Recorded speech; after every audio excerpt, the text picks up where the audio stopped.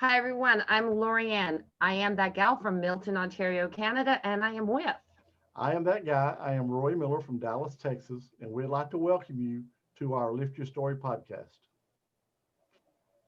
So we're pleased to have Afito today with us on this episode, and she is an advocate of self empowerment for women and youth, and we're going to learn more about this. Thank you so much for being with us today, Afito.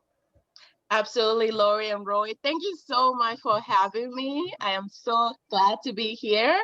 Yeah, and I'm ready to share my story with you guys this evening. Well, can you tell me about when you were a teenager?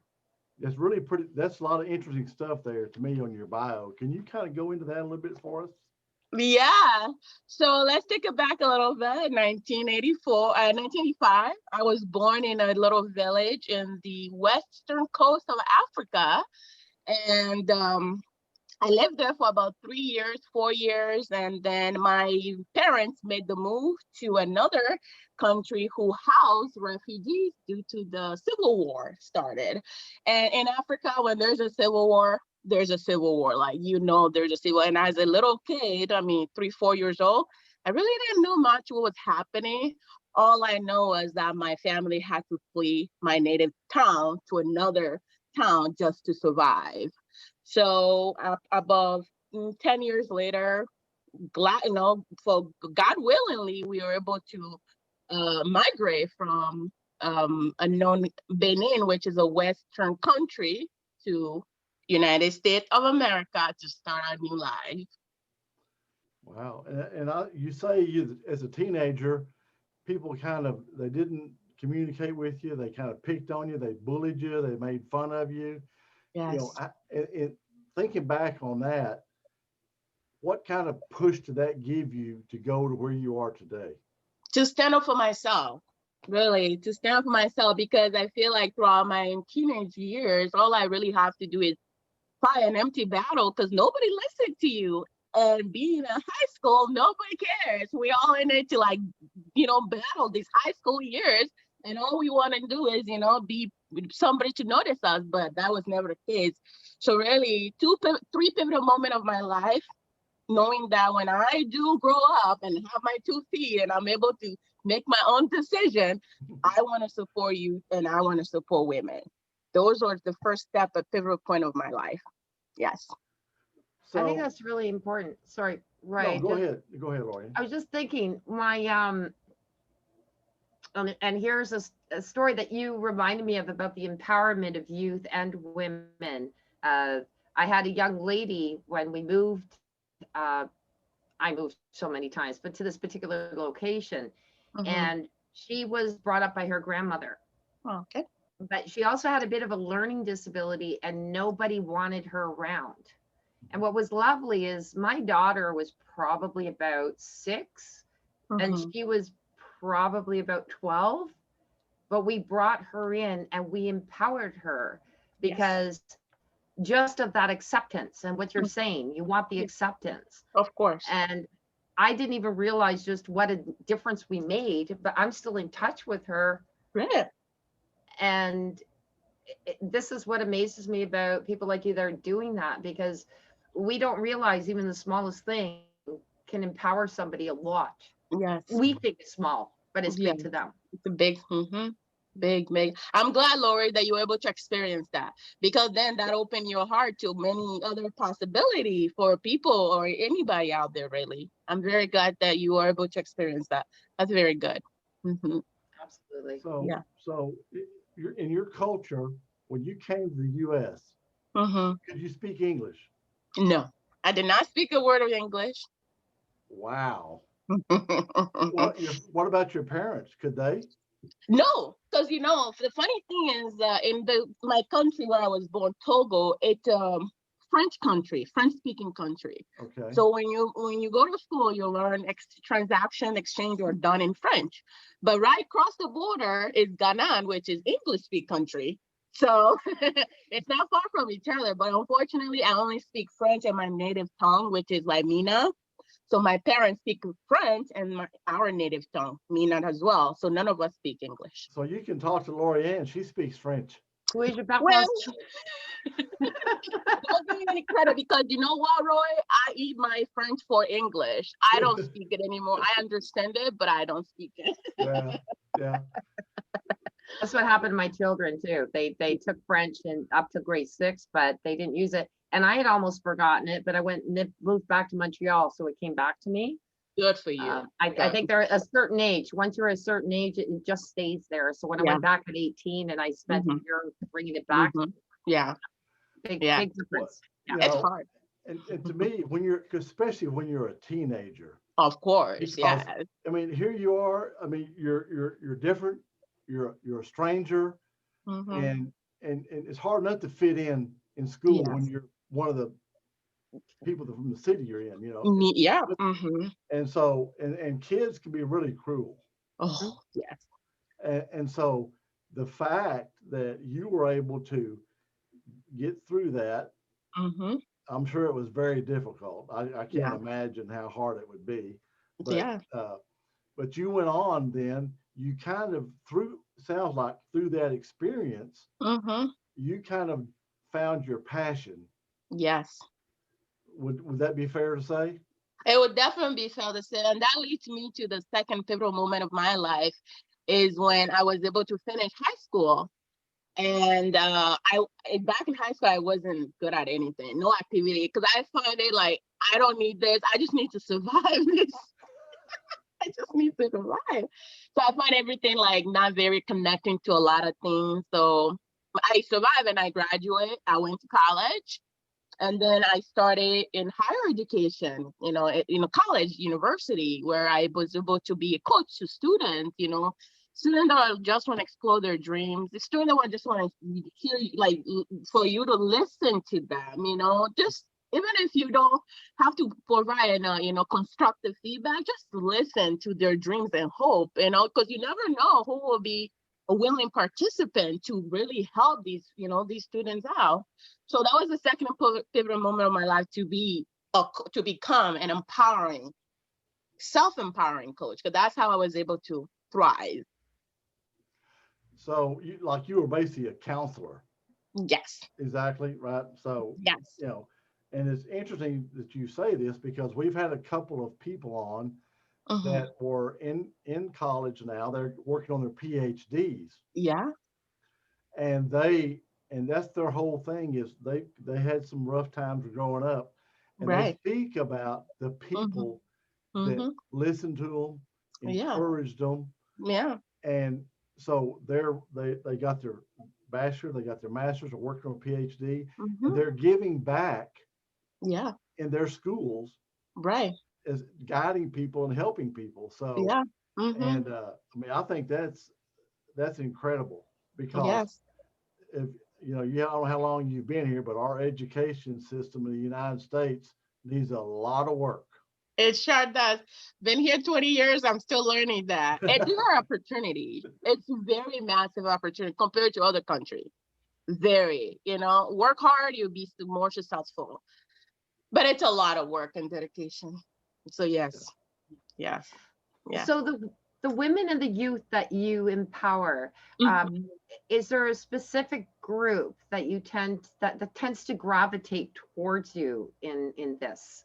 Yeah. So I started my empowering, youth empowering practice when the organization, I think I chatted with you briefly about that. So the organization that sponsors us, it's called War Relief. And I was able to go back and volunteer for that organization to help. And I was part of like the vocational programming, which like they brought youth in and you were able to like coach them, give them a guidance to what they want to do when they, get older.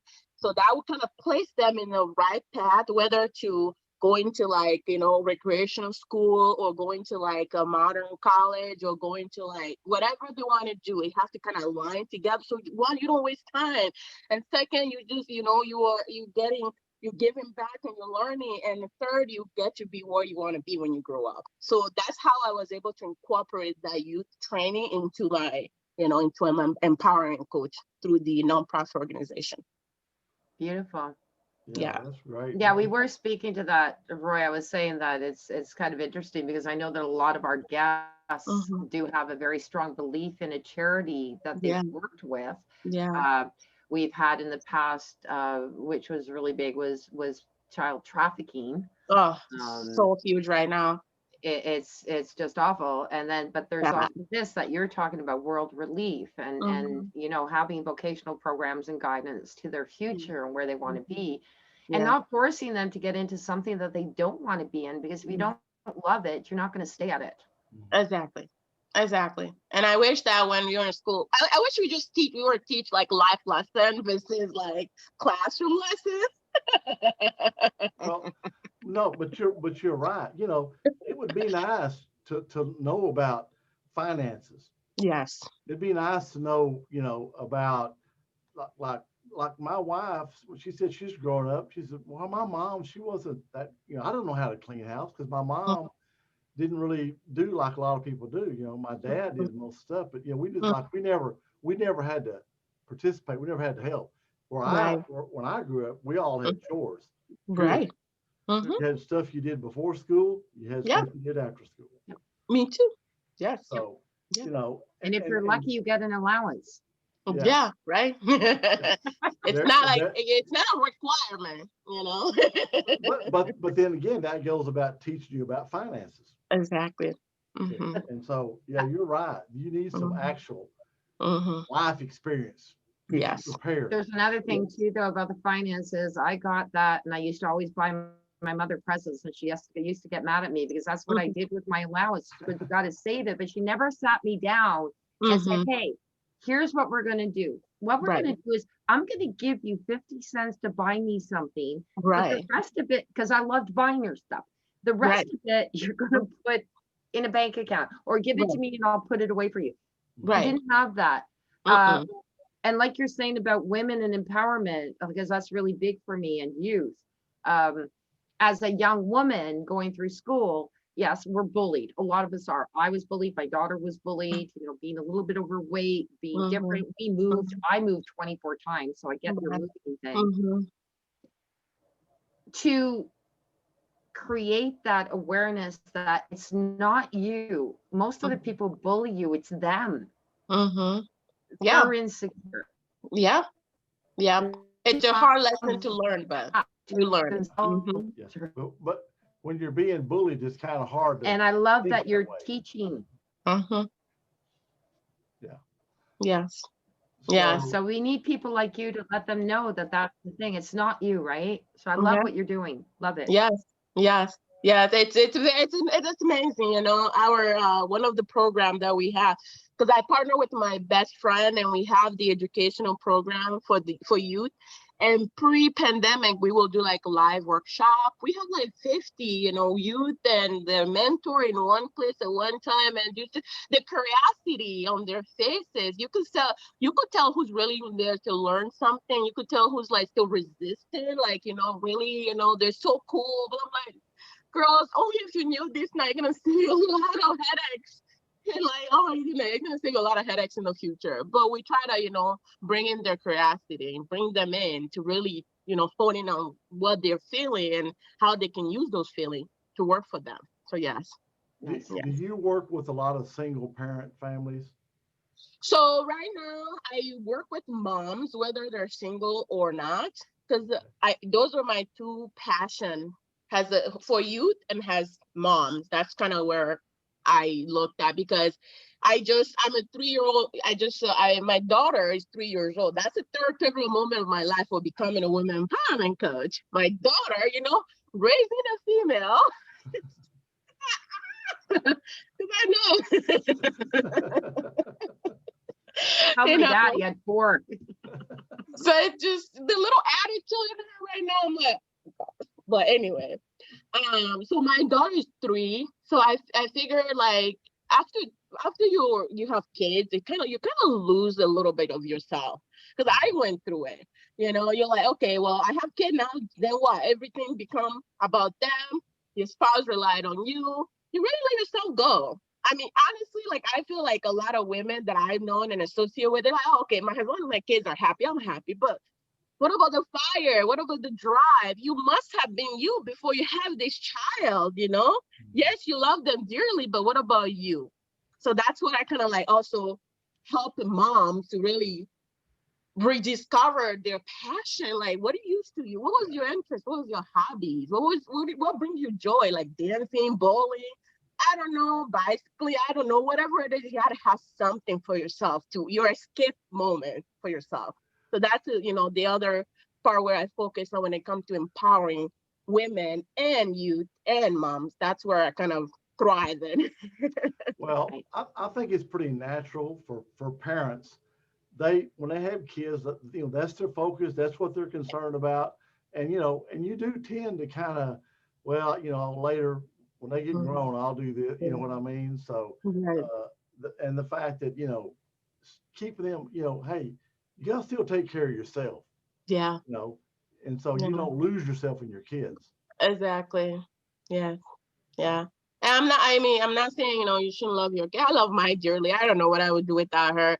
But at some time, like, girl, just go sit somewhere. Mommy need to think for a second, and I just, it's a lot. And, you just need that because, in order to raise others, you have to, take care of yourself. But see, And I think that's your really daughter, big that women have to understand that. Sorry, Roy, but it's really important that women can't feel.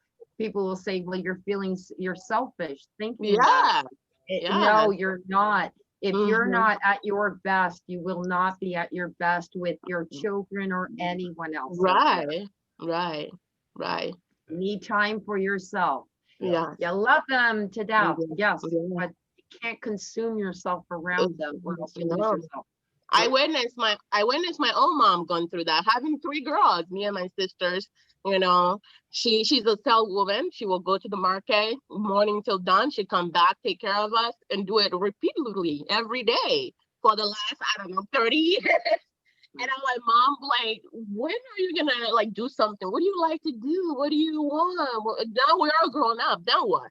She's like, well, I don't know. I'm just here for you. Got my mom. We're grown women. Okay, you can travel. I'll give you some money. I'll finance it. Just do it. So yeah, it's important. It is important.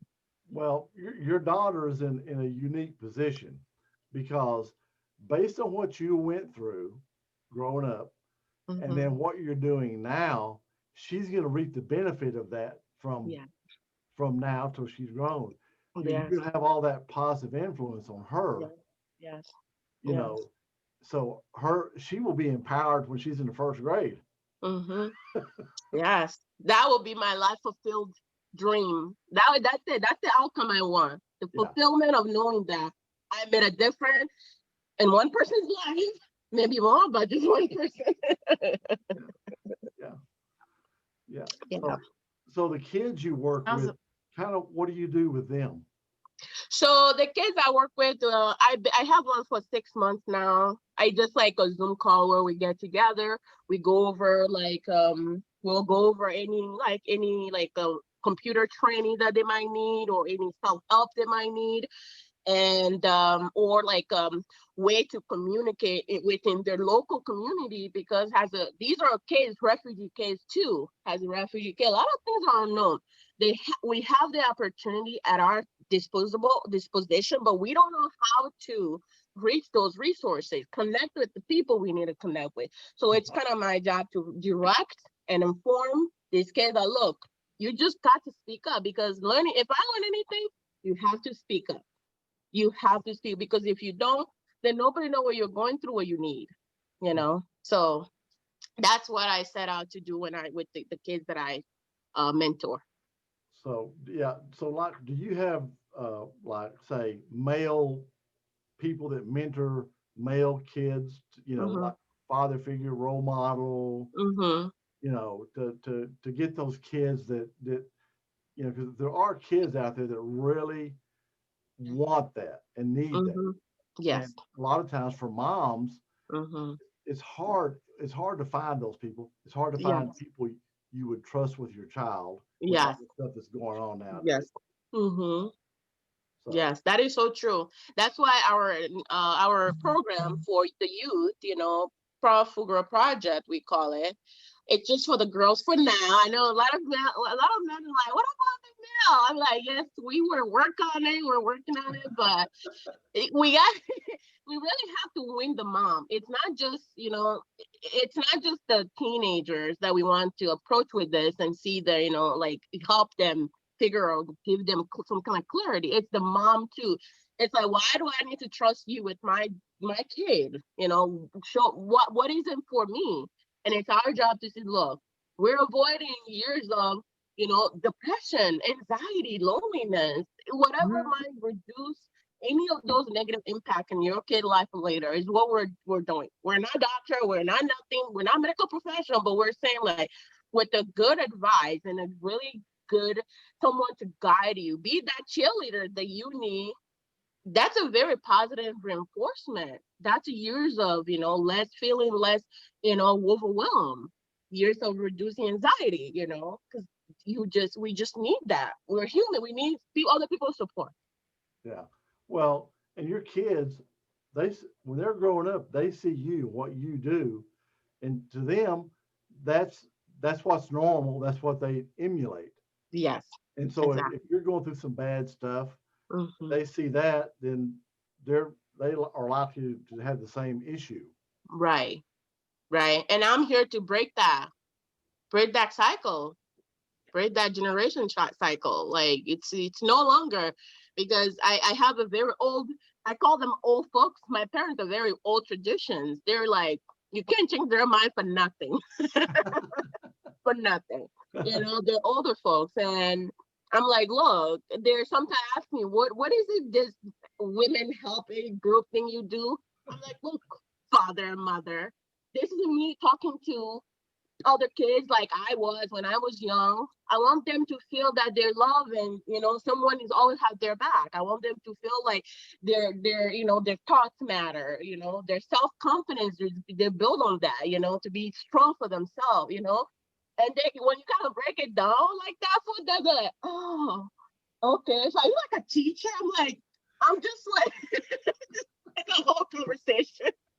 But kind of you are. I mean, that is teaching. Everything that we do whether it's coaching or counseling or therapy or whatever, we're teaching. Yes. What I love about this is you're building people who, when you talk about the moms, you're building their esteem so that they're going to be reflecting, like Roy said, to those children, who those children will then take that and reflect to those children, and you're building a very healthy emotional community, which is really important. And we really need that. And we're not taught that in school. Let me tell you, there were moments when I got upset with my daughter and I'm sitting there going, I sound like my mom.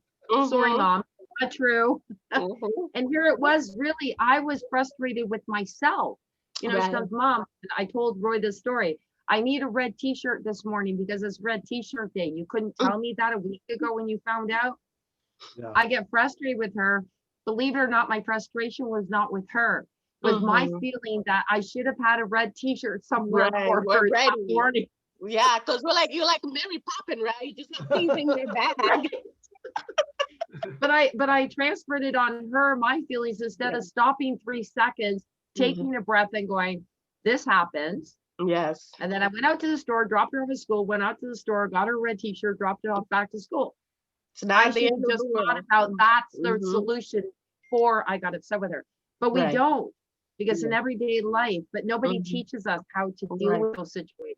Yeah, that's true. That is true. But the thing is, like you, so you get on Zoom with these kids, right? So, I know from experience, I could tell my kids something, and it's like, oh, yeah, okay, Dad, whatever. But somebody else will tell them the exact same words I told them. Oh, okay. Oh, yeah. I'm like, what? I just, but I mean, that's what I'm saying. Their mom may have been telling this. Oh, you need to speak up. You need to do this. And, well, then you tell them that, and they go, yeah, I need to speak up. Yeah, you're right. Yes, Roy. Yes. But it's nice that you're able to do that. Yes. That you can get the kids to open up. You can say, hey, that's probably not for you. Why don't you look at this? Options would be better, happier if you went this route instead of this. Right. Yes. So they've got Yeah. somebody that cares, there Mm-hmm. to help them, not to judge them, not to No. criticize them. No. Say, here's some information. Think about Yeah. it. Yes. You know, Yes. and Yes. kids need that. They really do. Yeah. Definitely. Definitely. They love options. They love when you are very, show that you're proud of them and giving them, choices. You know, it works like magic, Ashley. Well, and the fact that you're listening to them, not Mm-hmm. talking to them, or Talking at them. not Mm-hmm. not telling them. Mm-hmm. You're actually, they can tell you something. You're listening to it, Yes. and then you're not. Oh, you must be an idiot. You're like, well, okay, that's one thing, but Mm-hmm. have you ever thought about this? Yeah. So, Yeah. and they, when they feel that you care, Mm-hmm. you're listening, Yeah. it's a whole, that one little thing could change the trajectory of their life. Right. Yeah. Yeah. And that definitely brought me back to my high school day. It was like I mentioned earlier, I was really bad at any activity. I participate in basketball. And they're like, "You're too short." I'm like, "What do you mean I'm too short?" Anyway, I was so disappointed. I told my study hall teacher, I'm never gonna participate in anything anymore. This is it. And then she kind of went home, came back the next day, and she's like, "What? Have you ever thought about track?" I'm like, "What do you mean track? Like running track?" Like, "Yeah, running track." I'm like, "Well, then I tried it. I actually won that. Like, I was able to be part of the team for like a year." And I'm like, "There you go. Options, choices, and make it happen." So, it's all about options and trying to do things differently, looking for ways to improve and not giving up. Yeah. Now here's funny, you're talking about the track. I'm 5'9", so I was one of the tallest people and I sucked at basketball. They're sitting there going, how can you do that? Where there's like this 4'3" woman, no joke, and she could Mhm. beat me like there's no tomorrow. Yep. She was a It's star. It's not mhm. about height, it's about, It's and not. then track and field, I couldn't run. I could Mhm. do long distance, but I couldn't do fast. But Right. I was really good at shot put. And I'm thinking, I don't want to be shot put person. I did get into cheerleading. I did. I'm sorry, I did, but I love dancing, right? Exactly. Yes. That's what it's all about. And I Yes. and I turned away shot put for cheerleading. And I thought, but however, to this day, I probably would have, been able to go and compete in places with shot put that I never did with cheerleading. Right. You pick different things from it. Right? Every situation has a lesson for us. We just have to learn what they are and pick at it and make it work for us. Let's Yeah. see. Yeah. And watch what gifts you're given to yours. Like that was a gift. I outdid anybody on shot put. My track and field coach was really upset that I didn't agree to be on track and field. And what is that? Like shot put? How did I manage? Maybe my long arms, Hey, something is working for you, Lori. Hello. Right. It works. Maybe I should go back there again. Maybe I can still get on there. You should try. Why not? We can That's see sweet, her though. on the Olympics. I could have been shot put Olympics, Yeah. Yeah, you could be the first world female. Yeah. Hey, first woman over 50. Yeah. Rocking now, it. and now we have Lorianne Campbell from Milton, Ontario, Canada. She's going to do her first shot put of the day.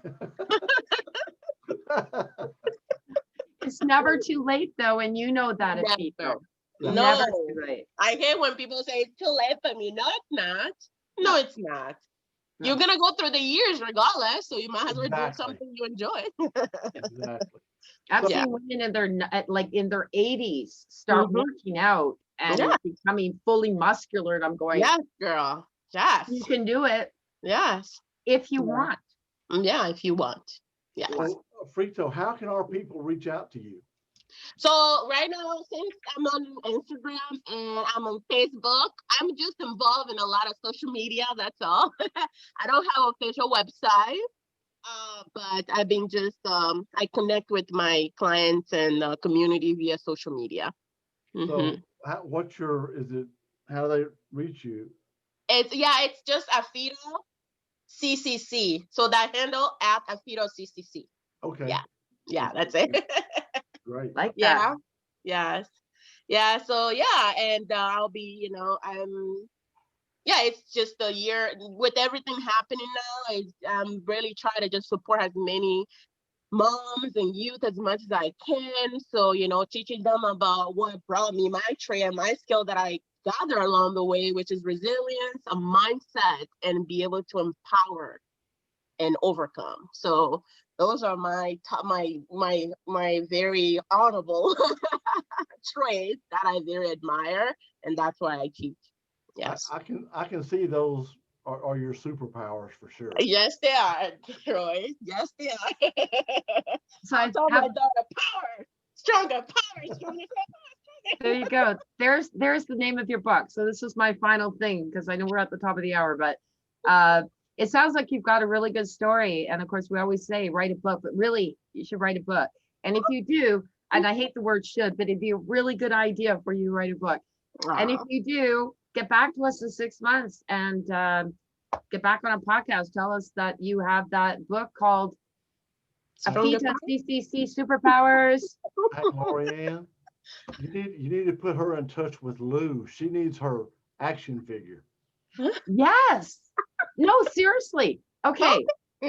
Like I'm gonna we're after this stay on for a little bit, because there is my friend Luanga Nuami, and he does action figures for you. So anybody listening out there, I know he was on our podcast before, but he's literally doing this. You can have your own action figure. I'm putting a little tagline in there, but I will show you, Afito.